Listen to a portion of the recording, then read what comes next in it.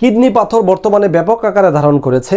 এই কিডনি পাথর কেন হয় এবং কিডনি পাথর হলে আমাদের মধ্যে কি কি লক্ষণ প্রকাশ পায়, সেই লক্ষণগুলো কি কি তা আমরা জানার চেষ্টা করব ইনশাল্লাহ।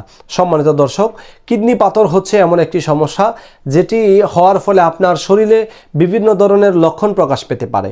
সম্মানিত দর্শক, কিডনিতে যদি পাথর হয় তাহলে আপনার কি কি লক্ষণ প্রকাশ পেতে পারে সেগুলো হলো, আপনার প্রস্রাব করার সময় ব্যথা হতে পারে, প্রস্রাবের আগে পরে জ্বালা হতে পারে, এমনকি প্রস্রাবকালীনও আপনার জ্বালা হতে পারে, কোমরের দুই পাশে ব্যথা হতে পারে, প্রস্রাবকালীন এবং প্রস্রাবের পর অথবা প্রস্রাবের আগে ব্লাড বের হতে পারে এবং নিচের পেটে ব্যথা হতে পারে, অতিরিক্ত জ্বালা যন্ত্রণা হতে পারে যখন আপনার এই সমস্যাগুলো দেখা দিবে, অথবা প্রস্রাব আটকে আটকে হতে পারে এবং প্রস্রাব বিভিন্ন নালে হতে পারে। যখন আপনি এই লক্ষণগুলো দেখা দিবে তখন আপনি বুঝে নিতে পারেন যে আপনার কিডনি পাথর হয়েছে অথবা মূত্রথলিতে পাথর হয়েছে। সম্মানিত দর্শক, যদি আপনার কিডনিতে পাথর থাকে তাহলে আপনি কিছু ঘরোয়া নির্দেশনা আপনি মেনে চলতে পারেন। সম্মানিত দর্শক, যদি আপনার এই লক্ষণগুলো প্রকাশ পায় তাহলে আপনি বেশি বেশি পরিমাণে পানি পান করুন।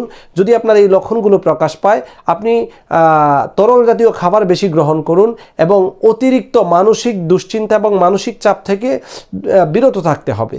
সম্মানিত দর্শক, যদি আপনার কিডনি পাথরের কিছু লক্ষণ আপনার মধ্যে প্রকাশ পায় তাহলে একজন হোমিওপ্যাথিক ডাক্তারের শরণাপন্ন হয়ে আপনি যদি সাধারণ কিছু ঔষধ সেবন করেন তাহলে আপনার কিডনি সমস্যা স্থায়ীভাবে ভালো হয়ে যাবে ইনশাল্লাহ।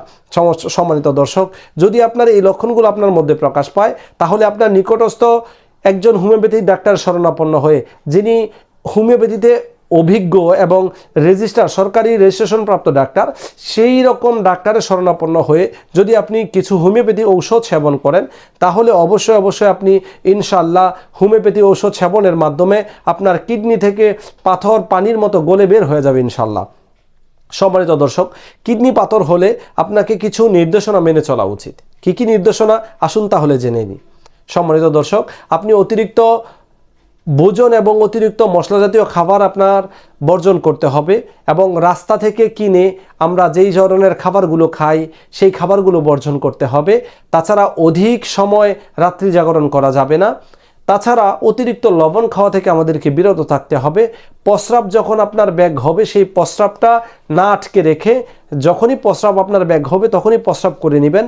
তাছাড়া আপনি আরও কিছু নির্দেশনা মানতে পারেন, তরল খাবার বেশি পরিমাণে খেতে পারেন এবং যদি আপনার কিডনি সমস্যা বংশগত কারণে হয়ে থাকে বা আপনার বংশের আরও কিডনি সমস্যা রোগী থেকে থাকে তাহলে আপনি দ্রুত সময় ক্ষেপণ না করে একজন ডাক্তারের শরণাপন্ন হয়ে কিডনি পরীক্ষার মাধ্যমে আপনি এই রোগটা শনাক্ত হওয়ার সাথে সাথেই আপনি হোমিওপ্যাথি ঔষধ সেবনের মাধ্যমে আপনি কিডনি সমস্যা থেকে পরিত্রাণ পেতে পারেন। সম্মানিত দর্শক, আপনি যদি কিডনি পেশেন্ট হয়ে থাকেন বা কিডনি পাথরের পেশেন্ট হয়ে থাকেন সেই ক্ষেত্রে আপনাকে অবশ্যই একজন হোমিওপ্যাথিক ডাক্তার শরণাপন্ন হয়ে ডাক্তার আপনাকে যেই সলিউশন দিবে সেই সলিউশন মতো মেনে চললে অবশ্যই ইনশাল্লাহ আপনি কিডনি সমস্যা থেকে পরিত্রাণ পেতে পারবেন। আসসালামু আলাইকুম ওয়া রাহমাতুল্লাহি ওয়া বারাকাতুহু।